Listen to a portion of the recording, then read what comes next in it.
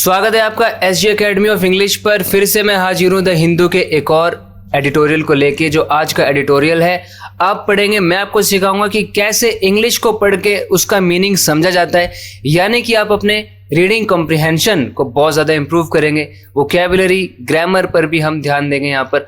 तो वीडियो को एंड तक देखिए, आप बहुत कुछ सीखेंगे। जो चीज़ सीखने में लोग महीनों लगा देते हैं, आप यहाँ पर कुछ मिनट्स में सीख जाएंगे, मिनट्स में। देखो शुरू करते हैं। Fixing the rot. फिक्स करना मतलब ठीक करना। रॉट मतलब जब कोई चीज सड़ जाती है तो सड़न को इंग्लिश में कहते हैं रॉट। किसी तरह की सड़न को ठीक करने की यहाँ पे बात हो रही है, आगे पढ़ेंगे पता चलेगा। There seems, ऐसा लगता है हमें, अ रिकरिंग पैटर्न, हमें लग रहा है कि एक ना पैटर्न है जो कि रिकरिंग है। कोई चीज रिकरिंग होने का मतलब है कि वो चीज बार बार होती है। रिकरिंग पेन, बार बार होने वाला दर्द। रिकरिंग पैटर्न, बार बार कुछ नोटिस होने वाला पैटर्न, रिकरिंग पैटर्न है। किसमें है? इन दी एग्जामिनेशन पेपर लीक्स। जो पेपर लीक होते हैं उनके पैटर्न में, उनके अंदर ना एक पैटर्न दिखाई दिया है, रिकरिंग पैटर्न, बार बार हो रही है वो चीज। ये लीक कहाँ पे हो रहे हैं? अक्रॉस स्टेट्स, अलग अलग राज्यों में, सभी राज्यों में, अलग अलग राज्यों में हमें देखने को मिल रहा है कि अलग अलग पेपर लीक्स हो रहे हैं और हमें एक बार बार रिपीट होता हुआ पैटर्न दिखाई दे रहा है। तो यहाँ पर एक करप्ट सिस्टम की बात हो रही है और बोला जा रहा है कि एक तो कुछ पैटर्न है जो हमें सामने समझ में आ रहा है, दिखाई दे रहा है कि जो भी अफेंडर्स हैं, क्रिमिनल्स हैं, वो एग्जाम पेपर्स को लीक करते हैं अक्रॉस इंडियन स्टेट्स। एक पैटर्न दिखाई दे रहा है। यहाँ पे देखो क्या हो रहा है। ये जो आपको देयर दिख रहा है ना, इसको बोलते हैं डमी सब्जेक्ट, क्योंकि यहाँ पे लॉजिकल सब्जेक्ट है अ रिकरिंग पैटर्न। क्योंकि सीम कौन कर रहा है? रिकरिंग पैटर्न सीम कर रहा है। सेम यहाँ पर वर्ब है, ठीक है, और रिकरिंग पैटर्न यहाँ पर रियल सब्जेक्ट है। ये पैटर्न है कहाँ पे? इनने बताया। कहाँ पे है? एग्जामिनेशन पेपर लीक्स में है। और ये लीक्स कहाँ पे हो रहे हैं? अक्रॉस ने बताया, अक्रॉस स्टेट्स हो रहे हैं। Corruption in public life. Public life में जो करप्शन है, सार्वजनिक जीवन में जो भ्रष्टाचार है, इज ऑफन लिंक्ड, उसको अक्सर जोड़ा जाता है, ठीक है। किससे? तू बताएगा। मेलफिजेंस, मेलफिजेंस से जोड़ा जाता है। अब आज के इस आर्टिकल में बहुत सारे वर्ड्स आपको सीखने के लिए मिलेंगे। पहला है मेलफिजेंस। मेलफिजेंस का मतलब कुछ भी गलत चीज, कुछ भी इलीगल। कोई पब्लिक ऑफिशियल जब अपने पद का दुरुपयोग करता है, जानबूझकर कुछ गलत काम करता है, तो वो होता है मेलफिजेंस। इस तरह की प्रैक्टिस को मेलफिजेंस कहते हैं। जैसे अगर बोलते हैं कि किसी मंत्री ने अपने पद का दुरुपयोग किया, तो हम क्या बोलेंगे? उस पर क्या आरोप लगा? He was accused of malfeasance. तो मेलफिजेंस का मतलब होता है कुछ भी गलत चीज, कुछ भी इलीगल, जो यूजुअली कोई पब्लिक ऑफिशियल करता है। लोगों ने उस पर भरोसा किया है कि वो अच्छे से काम करेगा, अकाउंटेबिलिटी, इंटेग्रिटी के साथ, लेकिन वो कुछ रॉन्ग डूइंग करता है, कुछ गलत करता है, वो है मेलफिजेंस। दूसरा है द विनैलिटी। अब विनैलिटी क्या होता है? विनैलिटी का मतलब कोई एक इंसान को रिश्वत देकर खरीद लेना कितना आसान है, ये वाली चीज विनैलिटी होती है। अगर एक इंसान ना, उसकी टेंडेंसी है, उसकी फितरत है कि उसको कोई भी आसानी से खरीद सकता है, रिश्वत दे सकता है, तो ये उस इंसान का नेचर है। इस नेचर को बोलते हैं कि उस इंसान की विनैलिटी है, ये विनैलिटी। जैसे जज ने रिश्वतखोरी करी थी तो उसको डिसमिस कर दिया गया। द जज वॉज डिसमिस्ड फॉर विनैलिटी। उस घोटाले ने पर्दाफाश कर दिया उनकी इस फितरत का। That scandal revealed their venality. तो यहाँ पे किसकी विनैलिटी है? ऑफ गवर्नमेंट ऑफिशियल्स, सरकारी अधिकारियों की। इन हाई प्लेसेस, इन हाई प्लेसेस यानी जो ऊंचे पद पर बैठे हुए हैं, कहने का मतलब ये है। टेकिंग ब्राइब्स, वो ब्राइब्स ले रहे हैं, रिश्वत ले रहे हैं। एंड मिस यूजिंग, दुरुपयोग कर रहे हैं। देयर पोजिशंस, अपने पदों का दुरुपयोग कर रहे हैं। टू इनरिच, इनरिच करने के लिए। अब किसी चीज़ को इनरिच करना मतलब उसको बेहतर बनाना, बढ़िया बनाना। जैसे न्यूज़पेपर रीड करना आपकी वोकैबुलरी को इनरिच करता है। एक तो ये इनरिच का यूज़ है। एक इनरिच का मतलब किसी इंसान को फ़ायदा पहुंचाना, उस इंसान की ज़िंदगी बेहतर बना देना भी होता है। तो या तो वो इनरिच देमसेल्व्स, यानी वो तो अपना ही कुछ उल्लू सीधा करते हैं, मतलब अपना ही भला करते हैं, और देयर क्रोनीज, या अपने क्रोनीज का करते हैं। क्रोनीज यानी उनके चहेते जो लोग होते हैं, उनके दोस्त जिनके लिए वो अलग अलग प्रकार के प्रिविलेजेस का प्रबंध करते हैं, वो हो गए उनके क्रोनीज। ऐसे दोस्त या साथ में काम करने वाले जिनको ना आप अगर फेवर करने लग जाओ अनफेयरली, तो वो क्या है, क्रोनीज हैं। तो मीनिंग क्या निकला कि जो हाई लेवल गवर्नमेंट ऑफिसर्स हैं वो ब्राइब्स लेते हैं, अपनी पावर का मिसयूज करते हैं और अपने आप का और अपने बस सगे संबंधियों का, दोस्तों का ही भला करने पे उतारू रहते हैं। तो ये होता है करप्शन में, ये मीनिंग है। अब अगर हम देखें तो सेंटेंस यहाँ पर, तो अगर हम यहाँ पर देखें, ब्रेक डाउन करें सेंटेंस को, तो सब्जेक्ट है करप्शन। करप्शन कहाँ पे, इन ने बताया पब्लिक लाइफ में है। फिर इसका वर्ब आ गया इज, फिर ऑफन है एडवर्ब ऑफ फ्रीक्वेंसी, लिंक किया जाता है पैसिव वॉइस में, ये वर्ब है। किस चीज से लिंक किया जाता है, टू बताएगा। मेलफिजन से किया जाता है और विनैलिटी से किया जाता है। किसकी, किससे बिलोंग करती है विनैलिटी, ऑफ बताएगा। गवर्नमेंट ऑफिशियल से करती है। यहाँ पे गवर्नमेंट नाउन मॉडिफायर है ऑफिशियल्स के लिए। कौन से ऑफिशियल्स, गवर्नमेंट ऑफिशियल्स। कहाँ पर है ये, इन हाई प्लेसेस, ऊंची ऊंची जगहों पर, ऊंचे पदों पर। ये क्या कर रहे होते हैं, प्रेजेंट पार्टिसिपल आ गया, टेकिंग ब्राइब्स, रिश्वत ले रहे होते हैं। और क्या कर रहे होते हैं, मिसयूज कर रहे होते हैं अपनी पोजीशंस का, अपने पदों का, जो इनको पोजीशन मिली हुई है। क्या करने के लिए, इन्फिनिटिव ने बताया, टू इनरिच, इनरिच करने के लिए। किसको, खुद को। themselves रिफ्लेक्सिव प्रोनाउन है, इनरिच का ऑब्जेक्ट। और कंजंक्शन आगे बताएगा, या और किसको इनरिच कर रहे होते हैं, अपने क्रोनीज को। क्रोनीज का मीनिंग मैंने बताया, देयर क्या हो गया, पोजेसिव डिटर्मिनर, उनके क्रोनीज, उनके, देयर क्रोनीज, ये बताने के लिए। बट लेकिन अ मोर क्रोसिव वेरिएंट, वेरिएंट मतलब रूप, मोर यानी और भी ज्यादा, क्रोसिव मतलब विनाशकारी। अगर कोई चीज क्रोसिव है मतलब वो नुकसान पहुंचाती है, डैमेज करती है किसी चीज को। जैसे लिटरली भी कोई चीज डैमेजिंग हो सकती है, जैसे जो खारा पानी होता है वो मेटल को खराब कर देता है। Salt water is corrosive to metal, ये लिटरली हो गया। लेकिन फिगरेटिवली भी आप इसका यूज कर सकते हैं। कोई चीज किसी चीज के लिए क्रोसिव है, यानी उस चीज को नुकसान करती है। जैसे जेलसी जो है, जेलसी से दोस्ती खराब होती है, तो क्या बोलेंगे, jealousy is corrosive to friendships. तो कुछ चीज ना क्रोसिव है, तो एक ऐसा वेरिएंट, एक ऐसा रूप, वेरिएंट मतलब रूप, जैसे कार्स के वेरिएंट होते हैं ना, वेरिएंट 1, वेरिएंट 2, टॉप वेरिएंट, लो वेरिएंट, है ना। तो क्रोसिव वेरिएंट यानी सबसे ज्यादा विनाशकारी रूप जो यहां पर है ना, वेरिएंट है, वो क्या है, वो क्या करता है, दैट इम्पिंजेस अपॉन पब्लिक लाइफ, जो कि पब्लिक लाइफ पर इम्पिंज करती है। इम्पिंज करने का मतलब एक बुरा प्रभाव डालती है, एक ऐसा असर डालती है जिससे एक तरीके से उस पर किसी प्रकार की रिस्ट्रिक्शन लग जाती है, लिमिट्स लग जाती हैं। जैसे मैं बोल सकता हूं कोई नया कानून बना है और वो हमारी आज़ादी पर लिमिट्स लगा रहा है। This law impinges on our freedom, impinges, ठीक है। एक चीज किसी को इम्पिंज करती है मतलब उस चीज को सीमित कर देती है, ठीक है। Your personal issues should not impinge on your performance at your work place. आपके पर्सनल इश्यूज की वजह से आपके वर्क प्लेस में जो आपके परफॉर्मेंस है उस पर दुष्प्रभाव नहीं पड़ना चाहिए। तो ये होता है इम्पिंज।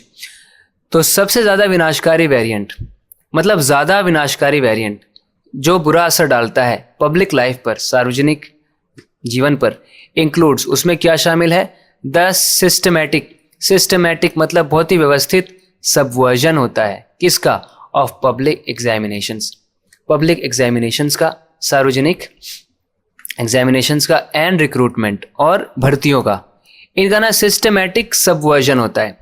अब सबवर्जन क्या है, जब आप सीक्रेटली किसी चीज को कमजोर कर रहे हो, किसी चीज में बाधा उत्पन्न कर रहे हो, मतलब आप सबवर्जन में इन्वॉल्व हो, ठीक है। सबवर्जन हो रहा है किसी चीज का, सीक्रेटली किसी चीज को वीक किया जा रहा है, ओवरथ्रो करने की कोशिश की जा रही है, ठीक है।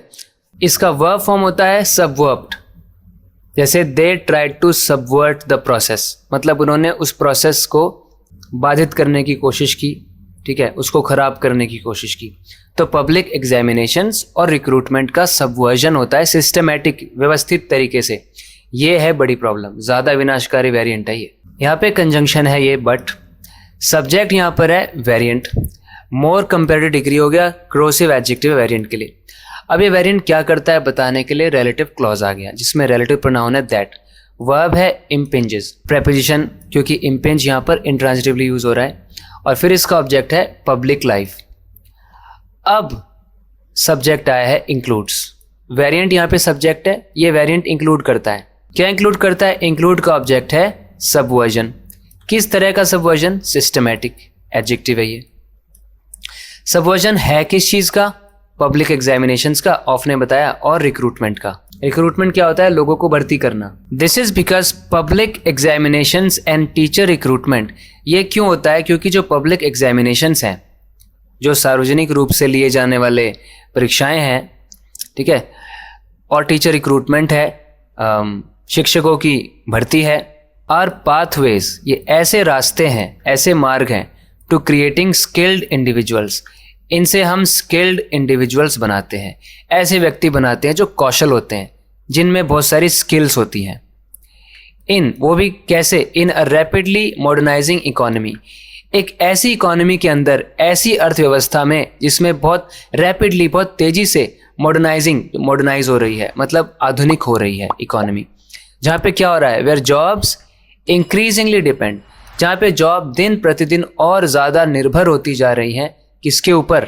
ऑन स्किल्स के ऊपर और ट्रेनिंग के ऊपर। ज़्यादा स्किल चाहिए, ज़्यादा ट्रेनिंग चाहिए। एग्ज़ाम होते हैं और जो टीचर्स को हायर किया जाता है, ये दो प्रोसेस करने के ज़रिए ही आप एक स्किल्ड नेशन बनाएंगे, ठीक है। और ये ज़रूरी है क्योंकि ये जो इकोनॉमी है हमारे देश की, ये बहुत तेज़ी से मॉडर्नाइज हो रही है। जॉब्स इंक्रीजिंगली, यानी दिन प्रतिदिन और ज़्यादा तेज़ी से ऐसा हो रहा है, डिपेंड कर रही हैं, नौकरियां डिपेंड करती हैं स्किल्स के ऊपर और ट्रेनिंग के ऊपर। यहाँ पे दिस है सब्जेक्ट, इज लिंकिंग वर्ब है, और उसके बाद बिकॉज सबऑर्डिनेटिंग कंजंक्शन है, लेकिन ये इंट्रोड्यूस कर रहा है एक एडवर्बियल क्लॉज को, क्लॉज ऑफ रीजन, और प्रेडिकेटिव कॉम्प्लीमेंट भी बन रहा है ये इस सब्जेक्ट के लिए। सब्जेक्ट दिस है, इज लिंकिंग वर्ब है, और आपने रीजन बताया है यहाँ पे एक एडवर्बियल क्लॉज को यूज करके, प्रेडिकेटिव कॉम्प्लीमेंट उसको आपने बना दिया। अब ये जो बिकॉज वाला क्लॉज है, इसमें public examinations and teacher recruitment ये सब्जेक्ट बन गए। कैसा सब्जेक्ट है ये यहाँ पर एक, इस सब्जेक्ट के लिए लिंकिंग वर्ब आ गई आर, और फिर सब्जेक्ट कॉम्प्लीमेंट आ गया पाथवेज। क्या करने के पाथवेज है, क्या करने के रास्ते हैं? ये पाथवेज क्या है? सब्जेक्ट कॉम्प्लीमेंट है, किसके लिए?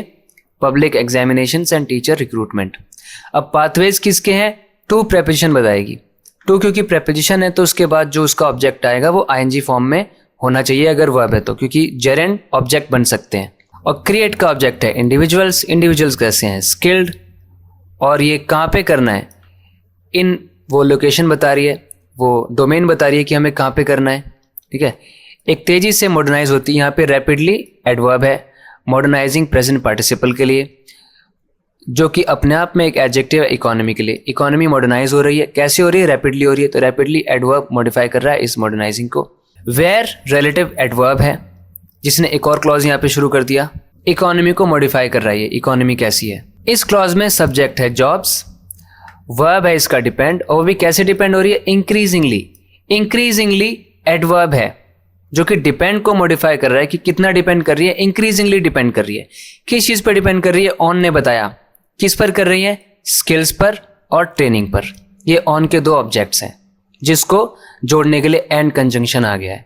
वैसे दिस इज बिकॉज को इस तरीके से बोलना थोड़ा कम प्रेफर किया जाता है। प्रेफरेंस इस बात को दी जाती है कि रीजन को सब्जेक्ट बनाओ और ऐसे बोलो, the reason for this is that, फिर आगे का क्लॉज इसमें जोड़ो, public examinations and teacher recruitment are pathways. अगर ऐसे बोलते तो it would be better. The reason for this is that, ऐसे करके। करप्शन इन दीज प्रोसेसेस, इन प्रक्रियाओं में भ्रष्टाचार, विच शुड, जो कि ideally be done on merit, जिसको आइडियली यानी आदर्श रूप से, मतलब सही तरीका तो ये है इन प्रोसेसेस को करने का कि ऑन मेरिट पे होनी चाहिए। मेरिट मतलब योग्यता, किसी इंसान में मेरिट है मतलब उस इंसान में काबिलियत है, कुछ ना कुछ वैल्यूएबल है। जैसे आई got the job on merit, मुझे मेरी जॉब मेरिट पे मिली है। ये नहीं कि मेरे कोई कनेक्शंस थे या someone put in a good word for me or someone pulled strings. I got the job on merit, तो ऑन मेरिट का मतलब है योग्यता के हिसाब से होना चाहिए ये इन प्रोसेसेस को। और ये जो करप्शन यहाँ पे हो रहा है, इसके लिए फ्री यहाँ पे वर्ब आ गया, विल इरोड, ये इरोड कर देगा। इरोड करने का मतलब कमज़ोर कर देना, धीरे धीरे ख़त्म कर देना, डिस्ट्रॉय कर देना, ठीक है। जैसे बार बार अगर आप फेलियर्स को फेस करोगे तो ये फेलियर्स आपके कॉन्फिडेंस को इरोड कर सकते हैं, आपके मोराल को इरोड कर सकते हैं। यहाँ पे जो करप्शन हो रहा है ये इरोड कर सकता है, ख़राब कर सकता है, तोड़ सकता है, नष्ट कर सकता है इंडिया की एबिलिटी को, भारत की क्षमता को, कि वो पूरे तरीके से रियलाइज़ कर सके it's demographic dividend. Demographic dividend क्या होता है? डेमोग्राफिक डिविडेंड बोलने का मतलब है कि कंट्री में लोग ज़्यादा है, पॉपुलेशन बड़ी है और वर्किंग एज के बहुत सारे लोग हैं, कमाने वाले, इकोनॉमी को आगे ले जाने वाले, टैक्स भरने वाले, इकोनॉमी को आगे ले जाएंगे, जॉब करने वाले लोग ज़्यादा होंगे, टैक्स ज़्यादा भरेंगे तो इकोनॉमी आगे बढ़ेगी। तो ये इंडिया के पास डेमोग्राफिक डिविडेंड है, मतलब इंडिया के पास ये एज है, ये क्वालिटी है कि काम करने वाले बहुत सारे हैं, तो इसका पूरा फ़ायदा नहीं ले पाएगी इंडिया अगर ऐसा होगा तो। Be it the National Testing Agency, चाहे वो नेशनल टेस्टिंग एजेंसी यानी NTA having to reconduct the National Eligibility cum Entrance Test, ये जो नीट जिसको हम बोलते हैं, इनको जो नीट है वो रिकंडक्ट करना पड़ा, दोबारा से इसको कंडक्ट करना पड़ा, इस एग्ज़ाम को, NTA को दोबारा से एग्ज़ाम कंडक्ट करना पड़ा। चाहे ये बात हो, ये किसके लिए होता है test? For medical undergraduate aspirants. Medical undergraduate aspirants के लिए होता है। एस्पिरेंट उन लोगों को बोलते हैं जो पेपर दे रहे हैं, जिनकी आकांक्षाएं हैं, जिनको कुछ पाना है, हासिल करना है, वो एस्पिरेंट्स हैं। तो under graduate, medical undergraduate aspirants जो हैं, या तो इस बात को ले लो कि जो नीट को दोबारा से कंडक्ट करना पड़ा, ठीक है, या इस बात को ले लो कि जो पोस्टपोनमेंट हुआ है, यानी स्थगित किया गया है, पोस्टपोन किया गया है, किसी चीज़ को लेटर डेट के लिए शेड्यूल किया गया है। किसके साथ हुआ ऐसा? Of the Maharashtra teacher eligibility test. Maharashtra teacher eligibility test हुआ था just before its schedule date, और इसको कब पोस्टपोन किया गया? उसके शेड्यूल डेट से बिल्कुल पहले। उसकी शेड्यूल डेट थी June 28। The malaise seems depressingly familiar. Malaise का मतलब होता है एक बीमारी टाइप चीज़ होती है, एक बीमारी, एक इलनेस है, एक बीमारी है। ये बीमारी जो है ना, ये अभी भी कैसी प्रतीत हो रही है? डिप्रेसिंगली, यानी बहुत निराश कर देने वाली, बहुत दुखी देने वाली, और फेमिलियर भी है, जानी पहचानी लग रही है। ये बीमारी तो जानी पहचानी है और ये जानकर बड़ा दुख भी हो रहा है कि ये अभी भी बना हुआ है ये मलेज। देखो, अगर नॉर्मली आपको ऐसी फीलिंग हो ना कभी कि कुछ तो आप पता नहीं कर पा रहे कि एग्जैक्ट प्रॉब्लम है क्या, लेकिन आपको फिर भी थोड़ी बेचैनी सी हो रही है, थोड़ा डिस्कम्फर्ट है, तो आप ये बोलेंगे that you are dealing with malaise, you are suffering from malaise. और फिर फिगरेटिव सेंस में जब आपको कुछ ऐसी फीलिंग आए कि कुछ तो गलत हो रहा है सोसाइटी में या किसी ऑर्गेनाइजेशन में, चीज़ें सही से नहीं हो रही हैं, गलत तरीके से हो रही है, ऐसी फीलिंग को कहते हैं मलेज। अगर पॉलिटिक्स अच्छे से नहीं हो रही, उसमें बहुत गलत चीज़ें हो रही हैं, तो इससे आपके अंदर मलेज उत्पन्न हो सकता है और एक मलेज की फीलिंग कहीं फैल सकती है, तो ये मलेज है।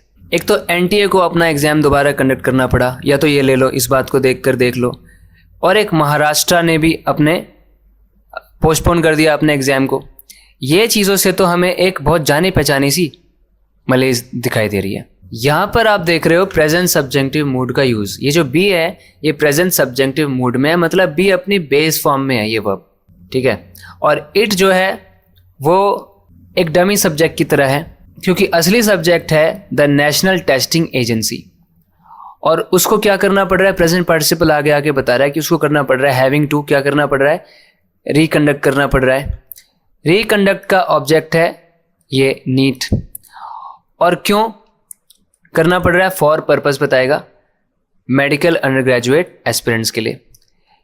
और बीट का मतलब क्या निकलता है? चाहे ये हो या वो हो, ऐसे, वेदर इट इज दिस और दैट। चाहे नीट के रिकंडक्ट को देख लो, या आप महाराष्ट्र टीचर एलिजिबिलिटी के पोस्टपोनमेंट को देख लो, ये मलेज जो है ये फेमिलियर है। जैसे एग्जाम्पल देखते हैं, अगर मैं बोलूँ B it a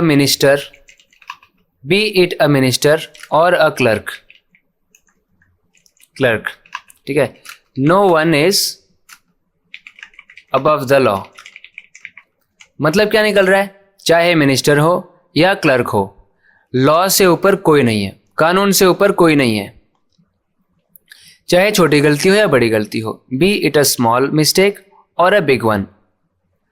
accountability is necessary, मतलब जवाबदेही जरूरी है, अपने आप को मिस्टेक एडमिट करके जिम्मेदार ठहराना चाहिए। तो ऐसे बी का यूज होता है, प्रेजेंट सब्जेक्टिव मूड है, चाहे ये हो या वो हो। It is driven by a cottage industry, ये चलती है एक कॉटेज इंडस्ट्री के द्वारा। कॉटेज इंडस्ट्री क्या होगा सोचो, कॉटेज मतलब छोटा घर, इंडस्ट्री, कॉटेज इंडस्ट्री मतलब एक इस टाइप का बिजनेस होता है जो स्मॉल स्केल बिजनेस है, स्मॉल स्केल इंडस्ट्री है, छोटे लेवल पर। तो ये एक कॉटेज इंडस्ट्री है दैट लीक्स, जो कि लीक करती है पेपर्स को, कैसे, through insider networks, insider networks के जरिए करती है। इनसाइडर नेटवर्क्स क्या होते हैं, ये ऐसे लोगों के समूह होते हैं जिनके पास कुछ स्पेशल कनेक्शंस होते हैं, इन्फ्लुएंस होता है, प्रिविलेजेस होते हैं, ये वहां जा सकते हैं जहां कोई और नहीं जा सकता है। ये इनसाइडर नेटवर्क्स है, अंदर के लोग हैं, ठीक है, अंदरूनी संपर्क है इनके पास, इनसाइडर। तो ये जो फ्रेज है ना इनसाइडर नेटवर्क्स, ये नेगेटिव ही होता है, डिसअप्रूविंग होता है, मतलब ये कुछ गलती कर रहे होते हैं इनसाइडर नेटवर्क्स जो होते हैं। तो ये इनसाइडर नेटवर्क्स के जरिए ये पेपर्स को लीक करती है एंड टारगेट्स, निशाना बनाती है द वास्ट, बहुत बड़े कोचिंग इकोसिस्टम को। पूरा जो कोचिंग इकोसिस्टम है, यानी जितनी अलग अलग ऑर्गेनाइजेशंस हैं, नेटवर्क है, लोग हैं बहुत सारे, कोचिंग का जो पूरा इकोसिस्टम है उसको निशाना बनाती है। टू रेक इन करने के लिए, रेक इन करने का मतलब होता है बहुत सारी चीज़ें इकट्ठी कर लेना, ले लेना, फ़ायदा उठा लेना, मज़े ले लेना, प्रॉफिट्स को रेक इन कर लेना, मनी को रेक इन कर लेना। तो यहाँ पे मनी को रेक इन कर लेती है, किससे, फ्रॉम दोज, उन लोगों से, सीकिंग, जो सीख कर रहे हैं, तलाश कर रहे हैं, ढूंढ रहे हैं, पाना चाहते हैं, शॉर्टकट्स, जो शॉर्टकट्स की तलाश कर रहे हैं, टू पास होने के लिए। ऐसे लोग जो पास होने के लिए शॉर्टकट्स की तलाश कर रहे होते हैं ना, उनसे पैसे उसूल लेते हैं। लेकिन आप ऐसे बोल सकते हो, पैसे उसूलने का काम करते हैं इनसाइडर नेटवर्क्स के जरिए, टारगेट करते हैं कोचिंग इकोसिस्टम को। ऐसी कॉटेज इंडस्ट्री है ये, उसके जरिए चल रहा है ये सब leak week. In the Maharashtra case, Maharashtra के केस में भी द अलेजिड मतलब जिस पर आरोप लगाया गया है, आरोपित किंगपिन जो है, किंगपिन मतलब एक, अगर कुछ भी चल रहा है सिस्टम, तो उस सिस्टम के ऊपर कौन बैठा है, इंचार्ज कौन है, लीडर कौन है, कौन चला रहा है उनको, ये भी अक्सर एक डिसअप्रूविंग वर्ड होता है ज़्यादातर। किंगपिन मतलब इंचार्ज कौन है, जो मेन आदमी जो सब कुछ हर एक चीज़ का संचालन कर रहा है, वो किंगपिन है, प्रमुख आदमी किसी गलत एक्टिविटी में। अब देखो डैश लगा के बताएंगे कि किंगपिन कौन है। अब पटना रेजिडेंट, एक पटना का निवासी है, सस्पेक्टेड ऑफ, जिस पर शक क्या है कि इसके लिंक्स हैं to an Odisha paper leak scam, वहां पे एक पेपर लीक का स्कैम हुआ था, घोटाला हुआ था, उससे भी इसके लिंक्स, शक है कि लिंक्स है इसके उससे। कब हुआ था ये, 2024 में हुआ था। And even to the NEET scam, और इसके लिंक्स, ऐसा भी शक है कि इसके लिंक ना नीट स्कैम से भी हैं। रिपोर्टेडली रैन, अब किंगपिन के लिए यहाँ पे वर्ब आया है रैन, कि रैन करता था। रिपोर्टेडली मतलब ऐसा कहा जा रहा है, कथित तौर पर ऐसा बोल रहे हैं कि रन करता था टीम्स को, ये ऐसी टीम्स का संचालन करता था फ्रॉम बिहार एंड हरियाणा से करता था। दैट सॉर्ट, ये टीम सॉर्ट करती थी। सीख करने का मतलब होता है किसी चीज़ की तलाश में रहना, किसी चीज़ को पाने की कोशिश करना। तो ये क्या पाते थे, क्या करने की कोशिश करते थे, टू सेल पेपर्स, ये पेपर्स को सेल करते थे कोचिंग क्लासेस को, कोचिंग क्लासेस को पेपर सेल करने का काम होता था इन टीम्स का। इन टीम्स को रन करता था ये किंगपिन, जो कि पटना का रेजिडेंट था। इस तरीके से इंफॉर्मेशन ऐसे बताई जाती है। ईयरली मतलब बहुत अजीब तरीके से, बहुत अजीब और डरावने टाइप के तरीके से। अ सिमिलर टेम्पलेट, एक ऐसे ही template surfaces in scam after scam, मतलब बार बार स्कैम हो रहे हैं और सारे स्कैम्स में हमें एक जैसी टेम्पलेट दिखाई देती है। आपने जब कभी MS ऑफिस यूज़ किया होगा, मतलब Microsoft word, Microsoft power point, तो उसमें टेम्पलेट बनी होती है ना पहले से, मतलब पहले से कुछ डिज़ाइन फॉर्मेट्स बने होते हैं, फिर उसमें आप कोई एक सिलेक्ट करके फिर अपनी तरफ से अपने हिसाब से मॉडिफिकेशंस कर सकते हैं, वो टेम्पलेट होती है। तो टेम्पलेट मतलब एक मॉडल की तरह से आप किसी चीज़ को यूज़ करते हो और उसी को देखते हुए उस जैसी चीज़ें आगे करते हो आप। तो एक ना सिमिलर मॉडल टाइप हमें दिखाई दे रहा है, सरफेस करता है, जो कि सरफेस क्या होता है, सतह। सरफेस को एज अ वर्ब भी यूज़ कर सकते हैं। अगर कोई चीज़ सरफेस करती है मतलब वो बार बार ऊपर आती है, बार बार आगे आती है, हमें दिखाई देती है, सिमिलर टेम्पलेट दिखाई देती है। इन गुजरात में द अलेजेड मास्टरमाइंड, जिस पर आरोप लगा है, वो जो मास्टरमाइंड है किसका, of the 2030 junior clerk recruitment exam, जो कि जूनियर क्लर्क रिक्रूटमेंट एग्जाम हुआ था 2023 में, उसका जो मास्टरमाइंड है ना, आरोप लगा है कि वो है मास्टरमाइंड। ये जो लीक हुआ था, वॉज एन एम्प्लॉई, ये एम्प्लॉई था एट अ हैदराबाद प्रेस, एक हैदराबाद में प्रेस है, वहाँ पर ये एम्प्लॉई था, दैट प्रिंटेड द पेपर, उसी प्रेस में जिसने पेपर को प्रिंट किया था, उसी प्रेस में ये एक एम्प्लॉई था जो मास्टरमाइंड है। तो गुजरात में जब एक लीक हुआ था तो वहाँ पे junior clerk recruitment exam leak हुआ था, और जो मास्टरमाइंड था ना, वो दरअसल एक एम्प्लॉई था जो कि उसी प्रेस में काम करता था जिसने वो पेपर प्रिंट किया था। और 2024 में जम्मू और कश्मीर में एक प्रिंटिंग प्रेस इंसाइडर था। प्रिंटिंग प्रेस इंसाइडर कौन हुआ, वही प्रिंटिंग प्रेस में काम करने वाला जिसके पास कुछ प्रिविलेजेस थे, कुछ खास कनेक्शंस थे या एक्सेस था उसके पास। And security, printing press insider and security man यानी एक तो प्रिंटिंग प्रेस की अंदर की नॉलेज रखने वाले, और सिक्योरिटी मैन, सिक्योरिटी संभालने वाले लोग भी जो सुरक्षा कर्मी होते हैं, वर चार्ज शीटेड, इनके लिए चार्ज शीट फाइल की गई थी। इन पर आरोप लगाया गया था, ठीक है, दायर की गई थी charge sheet in the 2022 services board exam leak case. जब ये वाला एग्जाम लीक का केस आया था तो इनके ऊपर चार्जशीट दायर की गई थी। इन राजस्थान में दिसंबर 2022 के टीचर रिक्रूटमेंट पेपर में ये पेपर बेचा गया था। किसके द्वारा? बाय अ सर्विंग गवर्नमेंट टीचर। सर्विंग का मतलब है गवर्नमेंट टीचर मतलब सरकारी अध्यापक, और सर्विंग मतलब जो उस वक्त पे सर्व कर रहा था, यानी उस वक्त पे वो कर रहा था, टीचर था, वो सर्व कर रहा था उस टाइम पे। जब वो टीचर था तो टीचर होते हुए उसके द्वारा ये रिक्रूटमेंट पेपर बेचा गया था राजस्थान में। द कॉमन एलिमेंट, जो कॉमन एलिमेंट है, कॉमन एलिमेंट जो सामान्य हमारे सामने एलिमेंट दिख रहा है, कॉमन मतलब कॉमन है वो, अब इसको क्या ही बोले, कैसे समझाएं इसको, बार बार दिखाई दे रहा है हमें element, is the presence of insider networks, कि हमेशा कोई ना कोई इनसाइडर नेटवर्क्स हमें दिखाई देते हैं। कोई अंदर का ही आदमी होता है, कोई अंदर का आदमी होता है जिसको जानकारी होती है, वही ये सब अंजाम दे पाता है लीक को, पेपर लीक को। That have worked out ways, ये इनसाइडर नेटवर्क होते हैं जिन्होंने वर्कआउट करे हैं, यानी किसी तरह काम धाम करके तरीके निकाले हैं स्कैम करने के सिस्टम को, पूरे सिस्टम को स्कैम करने के इन्होंने तरीके निकाले हैं, पूरे सिस्टम को धोखा देने के लिए तरीके निकाले हैं। द वल्नरेबिलिटी मतलब कमजोरी, वीकनेस लाए करती है कहाँ पे? Not only in how question papers are distributed, कि कैसे प्रश्न पत्रों को वितरित किया जाता है, कैसे क्वेश्चन पेपर्स डिस्ट्रीब्यूट होते हैं। सिर्फ इस मामले में कमजोरी नहीं है कि डिस्ट्रीब्यूट ढंग से नहीं हो पा रहे, लेकिन जो वीकनेस है वो कहाँ और लाए करती है, but also in how they are set, कि वो कैसे सेट किए जाते हैं, पेपर प्रिपेयर कैसे किए जाते हैं, सेट किए जाते हैं, इसमें भी कमजोरी है, वल्नरेबिलिटी है। विद द रिपीटेड इन्वॉल्वमेंट, कैसे सेट किए जाते हैं? रिपीटेड यानी बार बार होने वाला इन्वॉल्वमेंट होता है। इन्वॉल्वमेंट का मतलब क्या है? बार बार भागीदारी होती है, किसकी? Of a select group of experts, एक ही समूह है एक्सपर्ट्स का, कुछ विशेषज्ञ हैं, उनका एक समूह है, उन्हीं की बार बार भागीदारी हो रही है, रिपीटेड इन्वॉल्वमेंट हो रहा है। मैनी आर लिंक्ड, कई सारे जुड़े हुए हैं, टू द कोचिंग इकोसिस्टम, इसमें से बहुत सारे कोचिंग इकोसिस्टम से जुड़े हुए हैं, कोचिंग वालों से जुड़े हुए हैं। दिस इज वाई, इसी वजह से the ritual of hunting for king pins, जो रिचुअल है ना कि बार बार का एक काम हो गया है कि हंट किया जाता है, ढूंढा जाता है किंग पिन्स को, कि मास्टरमाइंड को ढूंढ लो, इंचार्ज को ढूंढो, कौन है मास्टरमाइंड उसको ढूंढो। एंड रनिंग परफॉर्मेटिव इन्वेस्टिगेशंस, और जो इन्वेस्टिगेशंस की जाती हैं, जांच पड़ताल की जाती है, वो भी परफॉर्मेटिव होती है। किसी चीज़ को परफॉर्मेटिव बताने का मतलब है कि उस चीज़ को आप दिखावटी बोल रहे हो, बस दिखाने के लिए किया जा रहा है ऐसा, उसको बोलते हैं परफॉर्मेटिव।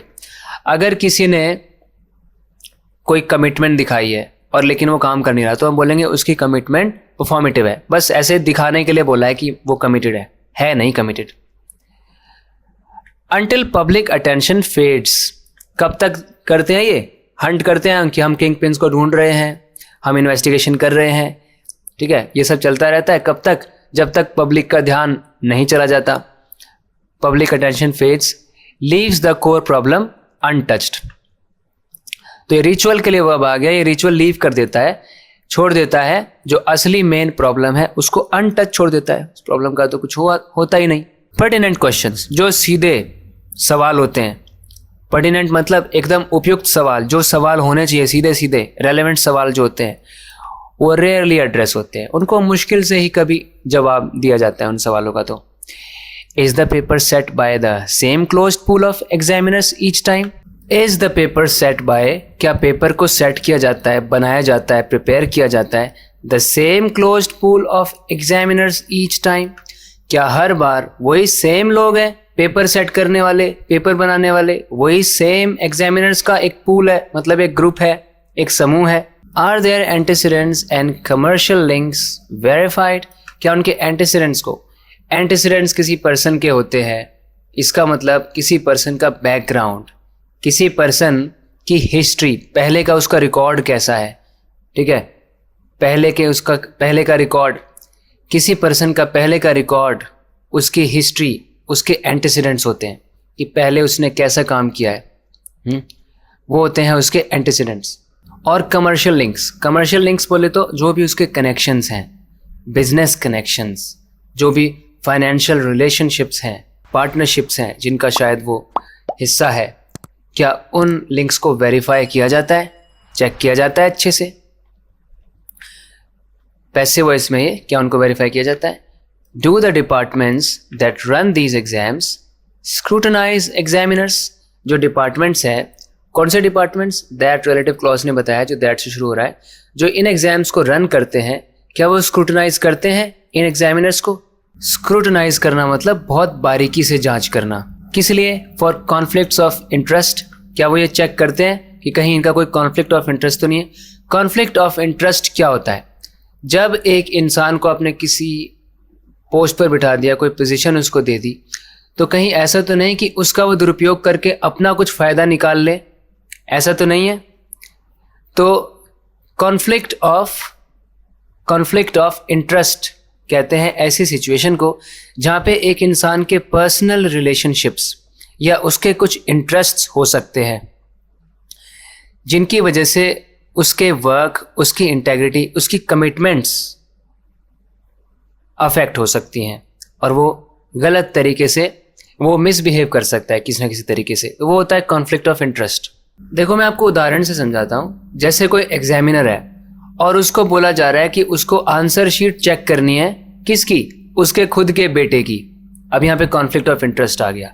वो चाहेगा कि उसके बेटे के अच्छे नंबर आए, तो इस चक्कर में वो उसको ज़्यादा नंबर दे देगा। ये कॉन्फ्लिक्ट ऑफ इंटरेस्ट है, ठीक है। जैसे कहीं ऐसा तो नहीं कि जिसको आपने क्वेश्चन पेपर बनाने के लिए बिठाया है वो कोई कोचिंग सेंटर रन कर रहा है, तो वो तो वही क्वेश्चन बना देगा जो उसने अपनी क्लासेस में अपने स्टूडेंट्स को पढ़ाए हैं। तो फिर ये तो उन स्टूडेंट्स के साथ ज़्यादती हो जाएगी, मतलब अनफेयर हो जाएगा जो उसकी कोचिंग सेंटर से नहीं पढ़े, है ना। अगर आप एक इंटरव्यूअर को ही बोल दो कि वो अपने ही स्टूडेंट का इंटरव्यू ले, तो फिर वो अपने स्टूडेंट को पास कर देगा उसमें। ये होते हैं कॉन्फ्लिक्ट्स ऑफ इंटरेस्ट। लास्टली, अंत में, even if the system undertakes such reforms, अगर सिस्टम में ऐसे रिफॉर्म्स हो भी जाएं, रिफॉर्म्स मतलब सुधार, अगर सिस्टम अंडरटेक कर लेता है, यानी अगर सिस्टम में हो जाते हैं ऐसे सुधार, तो इट वुड बी इनकम्प्लीट, तो ये अधूरी रहेगी बात विदाउट अकाउंटेबिलिटी के। अकाउंटेबिलिटी के बिना ये बात फिर भी अधूरी रहेगी। अकाउंटेबिलिटी एक ऐसी स्टेट होती है जिसमें एक पर्सन है जिसमें वो जवाबदेही को स्वीकार करता है। वो बोलता है कि हाँ, अगर कुछ गड़बड़ हुई तो मैं जवाब दूंगा, मैं उत्तरदायी हूँ, ठीक है। उसे कहते हैं अकाउंटेबिलिटी, यानी जिम्मेदारी लेनी चाहिए ऑफिशियल्स को एजुकेशन मिनिस्टर्स, शिक्षा मंत्री डैश बताएगा आगे, at the centre and states, जो कि केंद्र में और राज्यों में सभी जो एजुकेशन मिनिस्टर्स हैं, मस्ट ओन दीज फेलियर्स, इनको इन फेलियर्स को ओन करना चाहिए, मतलब बताना चाहिए कि हाँ ये हमारे ही फेलियर्स है, ये हमारी विफलताएं हैं, हमारी गलती है। व्हेन लीक्स रिकर, जब लीक्स बार बार होते हैं, as routinely as they now do, इस तरीके से एकदम रूटीन सा बन गया है, जब लीक्स इस तरीके से बार बार होते हैं ना, जैसे अभी हो रहे हैं, the minister who presides over the system, preside over करने का मतलब होता है इंचार्ज करना, लीडर होना, अध्यक्ष होना किसी जगह पे किसी चीज़ का।